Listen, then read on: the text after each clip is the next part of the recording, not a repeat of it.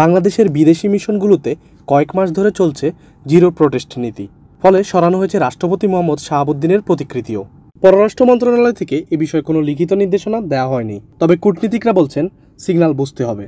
একজন সিনিয়র কূটনীতিক ইউএনবিকে বলেন, লিখিত নির্দেশনা নেই, তবে পরিবর্তনের পর আমরা মন্ত্রণালয়ে কোনো প্রতিকৃতি দেখি না, তাই মিশনগুলোতেও কয়েক মাস আগে রাষ্ট্রপতির প্রতিকৃতি সরানো হয়েছে। তিনি আরও জানান, 5 আগস্টের পরিবর্তনের পর সাবেক প্রধানমন্ত্রী শেখ হাসিনার প্রতিকৃতিও সরানো হয়। এরপর মন্ত্রণালয়ের সঙ্গে একাধিক জুম মিটিং হয়, যেখানে এই অবস্থান স্পষ্ট হয়ে ওঠে। পররাষ্ট্র মন্ত্রণালয়ের এক সিনিয়র কর্মকর্তা ইউএনবিকে সংক্ষেপে বলেন, হ্যাঁ, তবে বিস্তারিত জানতে চাইলে তিনি শুধু যোগ করেন, রিপোর্ট এসেছে মৌখিকভাবে। এখনও কোনো লিখিত নির্দেশনা না এলেও কূটনীতিকদের মতে এটি মূলত জিরো প্রোটেস্ট নীতির অংশ, যা বাংলাদেশের মিশনগুলোতে কয়েক মাস ধরেই কার্যকর রয়েছে।